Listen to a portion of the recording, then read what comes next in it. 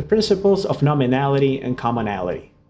There's a list of standard or nominal cycles that exist across all markets, but their exact durations can shift. Cycles are a common phenomenon seen across different markets and instruments. A specific cycle duration present in one market will likely be found in another. Key aspects: 20, 40, 80, 160, and 320-day cycles are present in most markets, but the importance of each varies significantly. Cycles can be out of phase between asset classes. They don't necessarily line up. Understanding commonality can give traders an edge. Commonality is often referred to as correlation and is most common in assets of the same kind. In Hurst's original work, he actually separated the principles of nominality and commonality, but to me, they're really the same. The principle of nominality tells you that there is a standard set that exists across all markets, meaning all markets you can study, metals, stocks, bonds, crypto, they all have the same cycle durations, roughly speaking. Remember the principle of variation. If Bitcoin's 80-day cycle is coming in at 60 days because we're in the accumulation phase before a bull market, that doesn't mean that the 80-day cycle in the stock market will also be 60 days. These are totally separate. However, what is true of both is that both the stock market and crypto have an 80-day cycle. So that is nominality. Commonality really refers to it's a similar concept. Commonality means that this standard set of cycles exist across all asset classes. So nominality and commonality, think of them as one and the same thing because we have a standard set of cycles and we know that this standard set of cycles will exist across all markets and all asset classes. So in the key aspects, one of the things that I highlighted here is that commonality is often referred to as correlation and is most common in assets of the same kind. So commonality means that all asset classes share the same cycles, yeah? But let's take Bitcoin and Ethereum. These two assets are assets of the same kind. They're both cryptocurrencies. As such, their cycles will be very, very close together at any given time. Now, they can be different. They can be slightly different, even significantly different at times.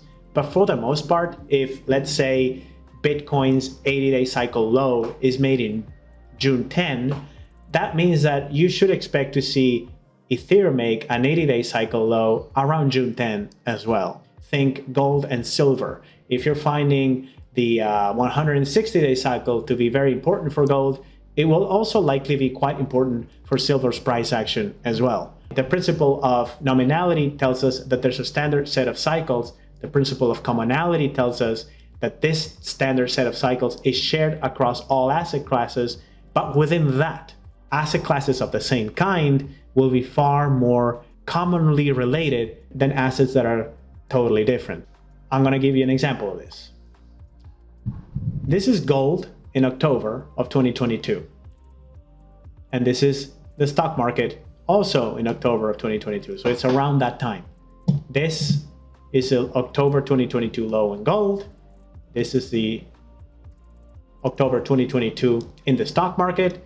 And I am using a tool here, a filter, to filter out all the noise and highlight only the 80-day cycle.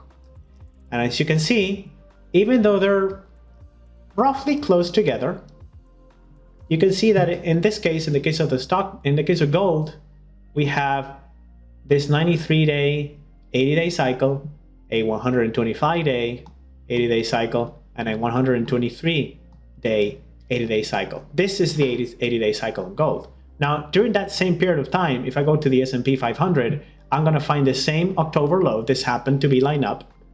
This happened to be lined up. It doesn't necessarily have to be that way. But the 80-day cycle low made before the October low was 110 days in duration. The one that came right after was 84 days in duration. And the one that came after that was 70 days in duration. So this is how we apply the principles of commonality and nominality. I know that both gold and stocks have the same 80-day cycle. However, I also know that because these are two different asset classes, these cycles will not be exactly the same in both markets. However, and I want you to keep this in mind because we're going to see it in a future lesson, I'm using the same tool to isolate the 80-day cycle on gold as I am using in the stock market. And if you go back to the previous video where we talk about the principle of variation, this is what I mean by this. These 80-day cycles vary significantly within this market and across these two. However, I'm using the same tool to spot each and every single one of them. So as you can see, even though cycles are not necessarily lined up across asset classes, and even though cycles within an asset class can vary significantly, I can actually use the one tool, the one very simple tool, which is called a filter, to isolate these cycles and see what they're doing at any given time. So to wrap things up, there is a principle of nominality. That tells us there's a standard list of cycles. Then you combine that with the principle of commonality, and what that means is that this standard list of cycles is shared across all asset classes, no matter the time frame, no matter what you're looking at. If I give you a chart and you know nothing about that market, you should start looking for that 80-day cycle, or the 40-day cycle, or the 160-day cycle. Finally, within an asset class, yes, these are more common. Like I said, if I take cryptocurrencies, it is very likely that most cryptocurrencies will make their 80-day highs and lows approximately around the same time. Same as for the 20-day cycle or the 160-day cycle. If I go across asset classes, let's say bonds and gold, not necessarily.